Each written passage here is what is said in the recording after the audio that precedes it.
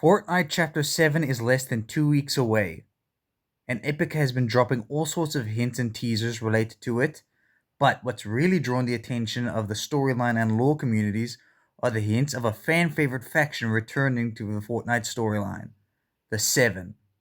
I'm aware various other creators have made videos related to theories on how the Seven will return and how they'll affect the upcoming storyline, but before diving into that, let's start by discussing who are the Seven.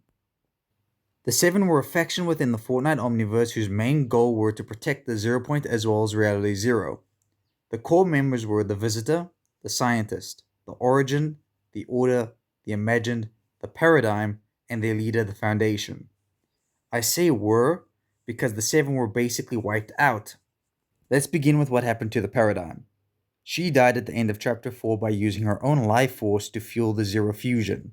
Next, let's discuss the Imagined, who died after sacrificing herself by jumping into the Zero Point and taking Jenna, her father, with her. They ended up discorporated across the Omniverse.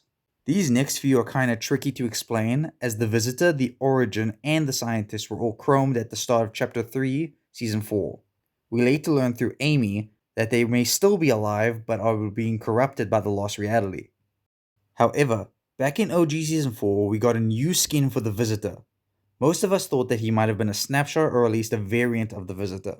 However, in the Greatest Hits quest tab, we got character dialogue which revealed that this new Visitor has memories from the Chapter 1 island, proving he is in fact the same Visitor who got chromed in Chapter 3. This also confirmed that OG is in fact a canon timeline which explains the various anomalies which we've seen throughout the chapter. The Foundation is probably the trickiest to explain due to the Fortnite wiki listing his status as existence rewritten, which is the same as the Scientist and the Origin.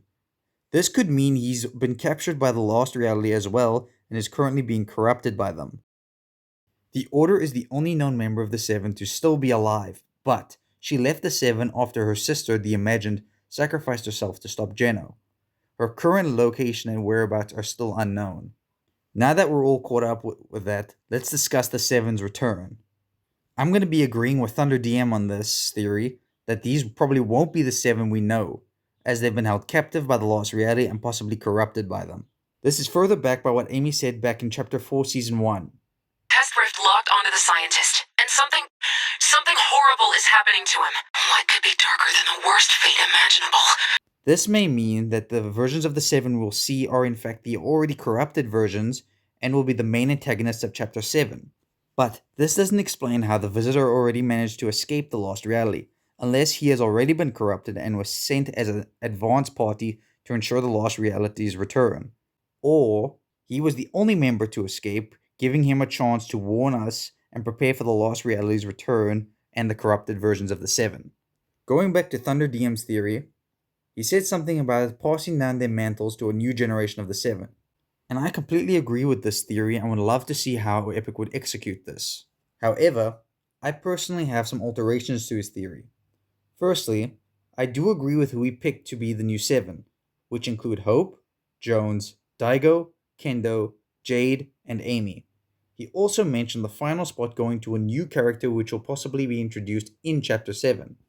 He further went on to say that Hope should be the one to replace the Foundation as the leader of the Seven, which I completely agree with, but if she were to truly inherit a mantle from one of the members of the Seven, I believe she would be best fitted to the Paradigm, unless she receives an entirely new mantle, such as the Prophet, to reference her foresight abilities, while Jones would be the one to actually inherit the mantle of the Foundation. This is mostly due to him working alongside the Foundation for so long, he's essentially the Robin to the Foundation's Batman. But if he were to receive a new mantle similar to Hope's the Prophet, we could finally see Jones get the Legend skin, which is his self-given nickname when he was working alongside the Seven. On screen you'll see a fan concept of their Seven designs by Gas on Twitter.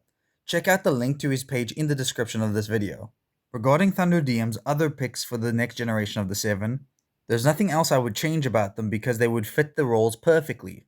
And if you would like to check out his video, the link to it is in the description below. Feel free to share your thoughts on this theory in the comment section below. Also, if you'd like to see more videos like this, hit that like button and subscribe to the channel. And if you'd like to support me further, please consider using code GARRED369 in the item shop. That's all for now, so I'll catch you all next time.